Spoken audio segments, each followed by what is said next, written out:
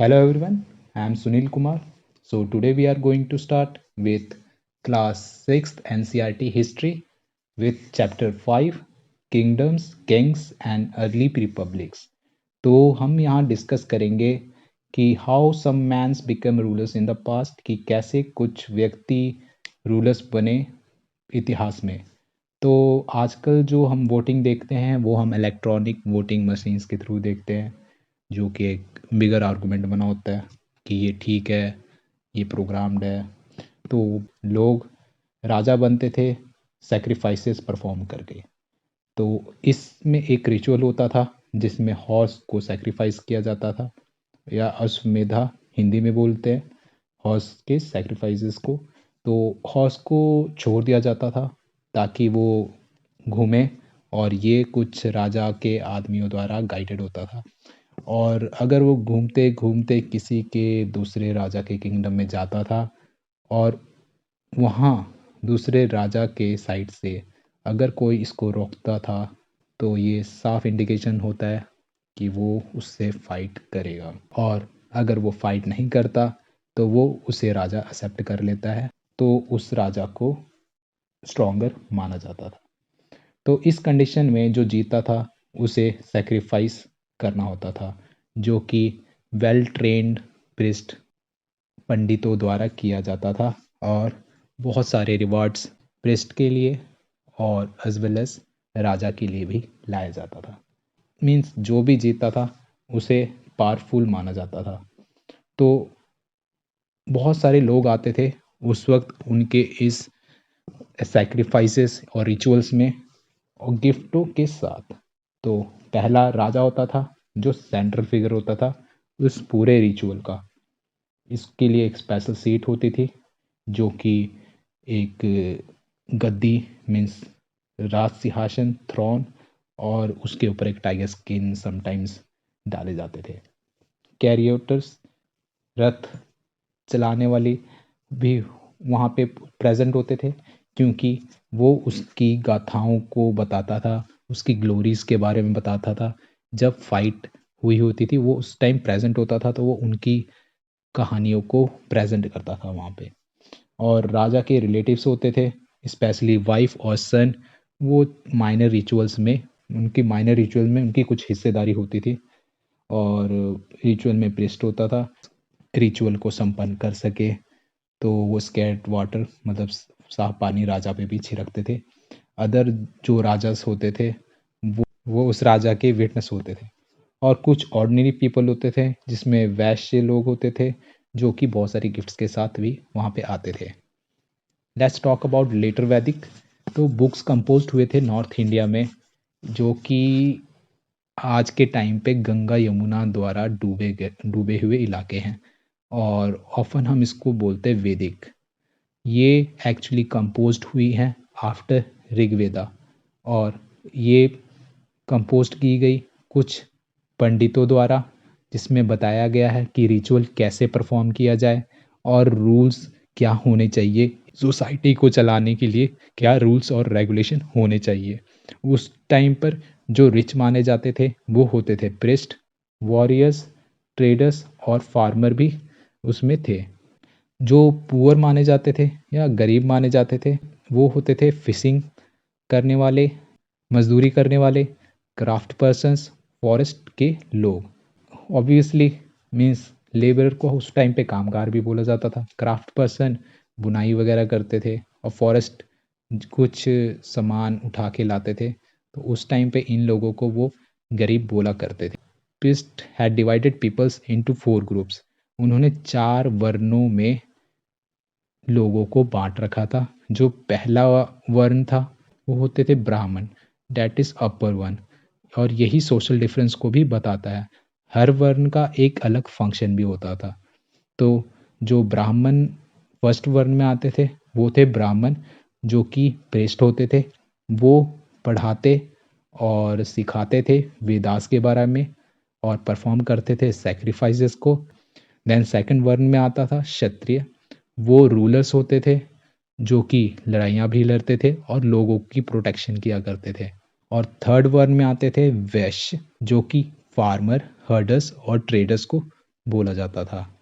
Fourth वर्ण में आते थे शूद्र, जो कि दूसरों को सर्व करते थे, मीन्स फर्स्ट सेकंड और थर्ड को सर्व करने के लिए इन्हें माना जाता था, इनकी सेवा किया करते थे और इन्हें कोई रिचुअल परफॉर्म करने की आज़ादी नहीं थी। वुमेन और शूद्रास वेद पढ़ाने से साफ मनाही थी।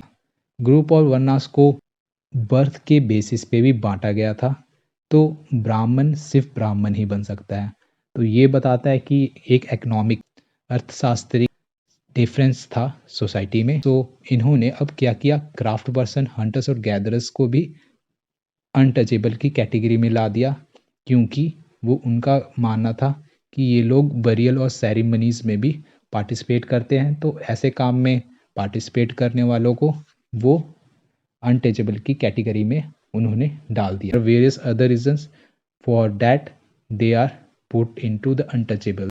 अब हम बात करते हैं अपोजिशंस के बारे में, दैट इज अनटचेबिलिटी और वर्ण का विरोध भी किया। तो they are a part of opposition. Many people didn't accept this system. उन्होंने इन चीज़ों को एक्सेप्ट नहीं किया और ये जो ब्राह्मण द्वारा लाए गए थे उसको उन्होंने नकार दिया। इवन कुछ राजा और कई लोग ऐसे भी थे जो कुछ लोग इसे व्यावसायिक तौर पे भी अपोज करते थे, जैसे कि नॉर्थ ईस्ट एरिया के लोग इन्हें एक्सेप्ट नहीं करते थे क्योंकि वो सोशल और इकोनॉमिक डिफरेंस को एक्सेप्टेंस पे नहीं ला सकते, और यहाँ पे जो प्रिस्ट की जो वैल्यू थी वो इतनी ज़्यादा नहीं थी जितनी रेस्ट एरियाज में मानी जाती थी। तो नॉर्थ ईस्ट वाले इनके विरोध में थे। We will discuss about the gana and sangha. तो gana is a group of many members, means various members together form a group members, जहाँ पे बहुत सारे लोग आपस में मिलकर एक ग्रुप बना रहे हैं, उसे हम गन बोला करते थे। और संघ एक ऑर्गेनाइजेशन और एसोसिएशन को बोलते थे, जहाँ जैसे कि जनसभा। तो जनपद का मीनिंग होता है जन, डैट इज पीपल, पद डैट इज फूड। बहुत सारे लोग जब एक जगह लैंड पर आकर, ज़मीन पर आकर रहने लगते थे, उनका एक राजा होता था और वो रिचुअल और सैक्रिफाइसेस के थ्रू बनता था, जो कि हम प्रीवियसली डिस्कस कर चुके हैं। So raja who perform sacrifices considered as the king of janapad. तो कुछ साइट्स हैं जैसे कि पुराना किला जो कि दिल्ली में है, हस्तिनापुर, मेरठ जो कि यूपी में है, अतरंजी खेरा जो एटाह में है जो भी यूपी में है। जो पीपल हट्स में रहा करते थे वो अपने साथ कैटल भी रखते थे और क्रॉप्स भी रखते थे। क्रॉप्स में उनके पास mainly rice, wheat, pearls, mustard, sugar cane, barley और सीजम, गेहूँ, वीट, दालें, बार्ले, सरसों, गन्ना, ये उनकी मेन क्रॉप्स मानी जाती थी। और वहाँ से हमें कुछ अर्थन पॉट्स भी मिले हैं जो कि ग्रे और रेड कलर में थे, जो कि स्पेशल टाइप की पॉटरीज होती थी जिसे हम बोलते हैं painted grey ware that founded in this places. जो ग्रे पॉट्स होती थी वो पेंटेड होती थी डिज़ाइन के साथ, जो कि ज्योमेट्रिकल पैटर्न में होती थी और या तो सिंपल लाइन्स ही उन पे हुआ करती थी। Now we will discuss about mahajanapad. तो महाजनपद कुछ कोई स्पेशल टर्म नहीं है, जिस जनपद की बहुत ज़्यादा इम्पोर्टेंस या मुख्य माना जाता था उसी जनपद को महाजनपद बोला जाता था।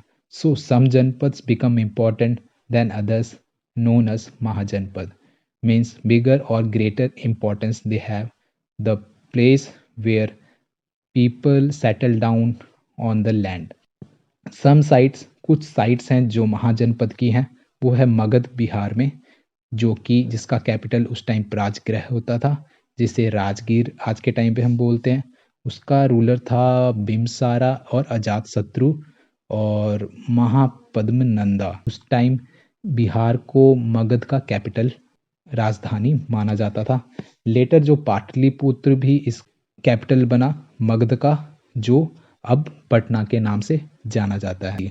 As we already talked about Magadha, तो अब हम वाजी के बारे में भी बात करते हैं, जो कि कैपिटल था उस टाइम वैशाली बिहार का, अलग दो टाइप की गवर्नमेंट थी, गण और संघ, जो हमने प्रीवियसली इन टर्म के बारे में डिस्कस किया था। Group that has many members is known as gana. Sangha association क्या हुआ करता था कि बहुत सारे लोग मिलकर राजा का रोल निभाते थे। गण और संघ में मेनली बुद्ध और महावीरा बिलोंगनेस होती थी। तो महाजनपद को घेरा जाता था ह्यूज वॉल किसके, ब्रिक्स, समटाइम्स वुड्स और स्टोन्स के, जो कि इसके आसपास बनाया जाता था लंबी दीवारों को का। वैसे हमें पता लगता था कि ये महाजनपद है। इनके अराउंड फोर्ट्स बिल्ड किया जाते थे, तो इसके बहुत सारे रीज़न होते थे। तो ये एक तरीके से किलाबंदी होती थी, जो कि ब्रिक्स, वुड्स और स्टोन्स की होती थी। तो ऐसा कर कर फोर्ट्स बनाया जाता था। इसका जो रीज़न होता था पहले कि प्रोटेक्शन करना उस जगह का जहाँ पे वो रह रहे हैं, ताकि वहाँ पे कोई दूसरा किंग हमला ना कर सके। देन वो लार्ज वॉल्स बनाते थे ताकि वो शो ऑफ कर सके अपने उस महाजनपद, उसकी स्ट्रेंथ और वहाँ के राजा के पावर के बारे में। और ये एक तरीके से उनकी रिचनेस को भी शो करता था कि वो जितना ज़्यादा वॉल ऊंचा होता था, वो बताता था कि ये जनपद बहुत अमीर है और यहाँ का राजा भी बहुत रिच है। और फोर्थ पॉइंट है कि जो लोग अंदर रहते थे उन्हें कंट्रोल करना और उनको मैनेज करना वो राजा की जिम्मेवारी होती थी। तो ये जो वॉल है वो भी उनसे टैक्स लेना, सब वो इन्हीं तरीके से वॉल बिल्डअप करके अंदर के लोगों की वो रक्षा करते थे। देन वो planning of walls and labour, अगर उन्हें बहुत सारे बिल्डिंग्स में वॉल्स लगाने होते थे तो वो बहुत सारे उनको उसके लिए, और स्टोन बनाने के लिए लोग भी चाहिए होते थे। इसके लिए इन्हें बहुत सारे मजदूर चाहिए होते थे, लेबर चाहिए होते थे, जो कि थाउजेंड्स ऑफ मैन, वुमेन और चिल्ड्रंस भी उनमें हुआ करते थे। अब रिसोर्सेस के बारे में हम डिस्कस करेंगे। जनपद पे एक फोर्ट बनाया जाता था, तो इसके लिए एक आर्मी और सोल्जर्स की भी रिक्वायरमेंट होती थी। राजा मेंटेन करता था इन आर्मी को और इन सोल्जर्स को पूरे साल वो ध्यान रखता था, और वो इनको बनाए रखना चाहता था by the way of payment. वो इनको रेगुलर पेमेंट दिया करता था, और जो कि एक तरीके से सैलरी होती थी। जो पेमेंट होती थी उन्हें पंच मार्क्ड कॉइन्स प्रोवाइड किए जाते थे एज अ सैलरी। आर्मीज और सोल्जर्स को चलाने के लिए और लोगों को कंट्रोल करने के लिए उसे खजाने की भी ज़रूरत होती थी। तो जो खजाना होता था वो टैक्स से निकल के आता था। सिस्टम भी वहाँ पे था महाजनपद में, और जनपद भी सेम ही इसको यूज़ किया करता था। तो महाजनपद को एक्चुअली ज़्यादा रिसोर्सेज चाहिए होते थे, क्योंकि किलेबंदी करनी होती थी और आर्मी को पेमेंट भी करनी होती थी। बल्कि जनपद में भी रिक्वायरमेंट रहती थी, वो भी कलेक्ट किया करते थे regular taxes by the help of tax system. उन्हें इसके टैक्स सिस्टम के अलावा भी कुछ गिफ्ट मिल जाते थे लोगों के द्वारा। जनपद या महाजनपद को चलाने में मदद करता था। तो कलेक्टिंग टैक्सेस रेगुलर जो हुआ करती थी, उसमें होता था कॉरपोरेट टैक्स, जो कि बहुत मुख्य माना जाता था, इम्पॉर्टेंट था। इसमें फार्मर अपने 1/6 जो भी वो प्रोड्यूस करता था वो उसे भाग और शेयर के रूप में राजा को या जनपद के लिए या महाजनपद के लिए उसे देना होता था। क्राफ्ट पर्सन्स होते थे, जो कामगार हो, जो कि अलग अलग चीज़ें बनाते थे, उन पे भी टैक्स होता था। तो वो लेबर के फॉर्म में वर्क किया करते थे। वो अपना एक दिन एक मंथ में से निकाल कर राजा के लिए काम किया करते थे एज अ वीवर और स्मिथ, मतलब कुछ लोहा वगैरह बनाना। और वो एक दिन मंथ में से एक दिन उनके लिए काम किया करते थे। देन हर्डर्स को भी टैक्स देना होता था।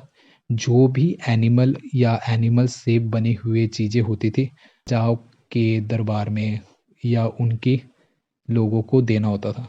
ट्रेड टैक्स होते थे और गुड्स टैक्स होते थे।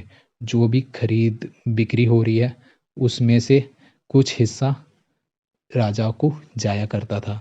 बल्कि जो गांव में जंगलों में हंटर और गैदरर होते थे उनसे तक भी टैक्स लिया जाता था, ताकि राजा के वहाँ पे फॉरेस्ट प्रोड्यूस पहुँच सके। We will discuss about the change in agriculture now. कृषि के अंदर क्या चेंज आया, खेती के अंदर क्या चेंज आया। मेजरली दो चेंजेस हम देख सकते हैं।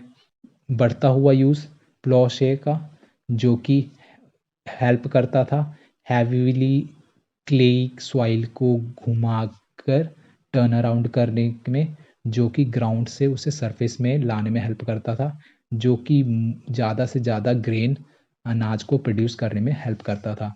अब ये वुडन प्रोसेस से बेटर था, तो उससे ग्रेन ज़्यादा होने की पॉसिबिलिटी इसके थ्रू ज़्यादा थी। Second is transplanting paddy. इसमें क्या होता था, मीन्स छोटा सा ट्री उठाते थे जो जिसे हम बोलते सैपलिंग, उसको वो प्लांट करते थे ताकि प्रोडक्शन ज़्यादा हो और वो प्लांट ज़्यादा सर्वाइव कर सके। जहाँ पे उस टाइम बीज बोना ज़्यादा मेहनत का काम था और वहाँ पे उसमें टाइम भी लगता था और उसका जो आउटपुट था वो कम था। तो रीज़न यही जैसे मैंने बताया, ऐसा करना उन्होंने इसलिए स्टार्ट किया क्योंकि बीजों को फेंकना, देन उसके स्प्राउट्स कई बार अच्छे होते थे और कई बार नहीं होते थे, तो सीधा यंग ट्री मीन्स सैपलिंग के थ्रू वो उनको बो दिया करते थे और उसका आउटपुट ज़्यादा अच्छा आता था। और इसका डिसएडवांटेज ये था कि उन्हें इसके लिए लेबर फोर्स चाहिए होता था, मीन्स कामगार लोग चाहिए होते थे, क्योंकि इसे बोना एक छोटे ज़मीन में तो इजी था, बट बहुत ज़्यादा ज़मीन वाले इलाके में बहुत पीठ दुखाने वाला काम होता था, जिससे उनकी पीठें दुख जाती थी। तो इसके लिए उन्होंने दास और दासस को यूज़ किया, डैट इज़ स्लेव मैन और वुमेन्स को यूज़ किया। और बहुत सारे लैंडलेस जिसके पास ज़मीनें नहीं होती थी, वो कामकार होते थे, वो उन ज़मीनों पर इसे करने का काम किया करते थे। तो अब हम देखते हैं कुछ मगध के बारे में। ये बहुत इम्पोर्टेंट महाजनपद था 200 साल पहले। मगध को बहुत इम्पोर्टेंट महाजनपद माना गया है। गंगा और जो सन है, सोन रिवर था, वो इस मगध के थ्रू ही बहती थी। और इसके होने से यहाँ पे 3 एडवांटेज थे। पहला, यहाँ से ट्रांसपोर्ट इजी था। दूसरा, यहाँ पे जो लैंड थी वो फर्टाइल थी और यहाँ पे वाटर सप्लाई काफ़ी अच्छी रहती थी मगध में। और कई जो पार्ट्स थे मगध के वो थे जंगल के। इससे फ़ायदे हमें दो थे। पहला, यहाँ पे जो एलिफेंट रहते थे उनको वो आर्मी कैप्चर करती थी और ट्रेन करती थी। राजा या कोई किंग हमला करे तो वो उनसे हाथी के थ्रू अपनी प्रोटेक्शन कर सके। और वहाँ पे बहुत सारे वुड्स होते थे जो कि घर बनाने, आर्ट बनाने और रथ वालों के द्वारा यूज़ किया जाता था, कैरियट्स द्वारा यूज़ किया जाता था। आयरन ओर भी मगध में अवेलेबल था, जो कि स्ट्रॉन्ग टूल्स बनाने के लिए और वेपन के लिए हाईली कैरिड आउट किया जाता था काम उन पे, जिसमें से स्मिथ का वर्क इम्पॉर्टेंट होता था, तो वो इन्हें बनाने में हेल्प आउट किया करता था। जो मगध के रूलर होते थे उनमें से बिंबिसार और अजातशत्रु दोनों जनपद जीतने में फेमस थे। महापद्मनंदा भी एक इनमें से इम्पोर्टेंट रूलर थे, जिन्होंने एक्सटेंड किया था अपना एरिया नॉर्थ ईस्ट तक मगध के। अबाउट कैपिटल ऑफ मगधा, तो जो राजगृह था, जो आज के नाम से राजगीर है, उसके बाद इसे शिफ्ट कर दिया गया पाटलिपुत्र में, जो कि अब पटना के नाम से जाना जाता है। तो सबसे पहले राजगृह मगधा का कैपिटल था, जिसे बाद में पाटलिपुत्र में शिफ्ट कर दिया, जो कि पटना से अब हम जानते हैं। More than 2300 year ago, Alexander, जो कि मैकडोनिया यूरोप में रहता था, वो चाहता था पूरे वर्ल्ड को कॉन्कर करना, बट वो सक्सेसफुल नहीं हो पाया था। वो उसने कॉन्कर किया था वेस्ट एशिया और बहुत सारे इजिप्ट के पार्ट को उसने जीत चुका था। जब वो इंडिया के सब कॉन्टिनेंट में आता है, मीन्स व्यास, जो कि जिसे वो हाइडर पास बोला करते थे, और हिंदी में हम व्यास बोलते हैं, उस इलाके तक आया था और वो आगे मार्च भी करना चाहता था फर्दर ईस्टवर्ड्स, मीन्स व्यास के ईस्ट के डायरेक्शन पे जाना चाहता था। वो मार्च करना चाहता था ईस्टवर्ड्स ताकि वो आगे का इलाका जीत पाए, बट अलेक्जेंडर के जो सोल्जर्स थे वो ऑलरेडी वॉर और लड़ाइयाँ लड़ते लड़ते थक चुके थे, अब थक के आगे लड़ाई नहीं लड़ना चाहते थे। इस रीज़न से वो रिटर्न भी हो गए।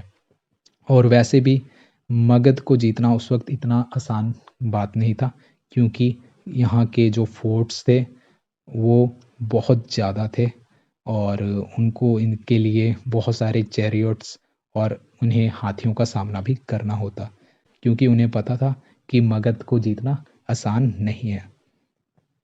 दैट्स वाई वो व्यास के ईस्टवर्ड डायरेक्शन में नहीं जाते हैं। Now we will discuss about the Vajji. तो यहाँ पे दो टाइप की गवर्नमेंट थी, first is gun and sangha.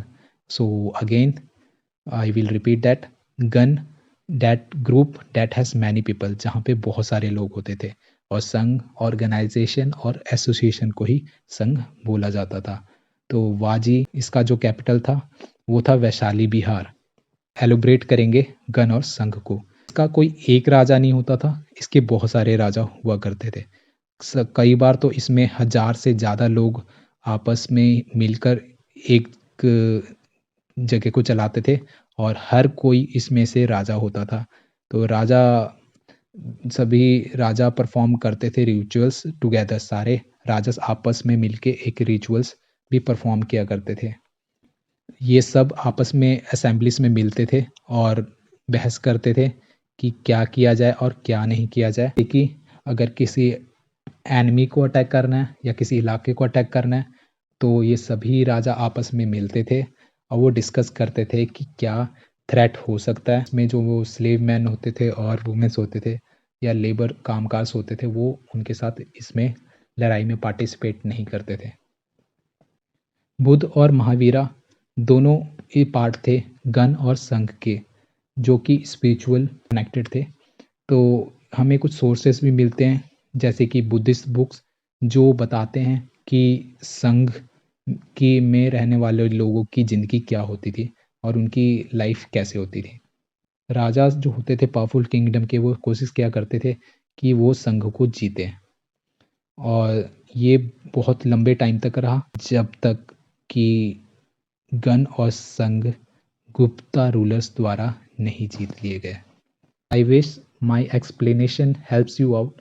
तो अगर आपको मेरा ये वीडियो अच्छा लगे तो आप इसे लाइक शेयर सब्सक्राइब करना मत भूलना और नोटिफिकेशन बटन भी दबा दें, ताकि आपको मेरे जो नेक्स्ट वीडियो का फर्दर नोटिफिकेशन है आपको ज़रूर मिले। सो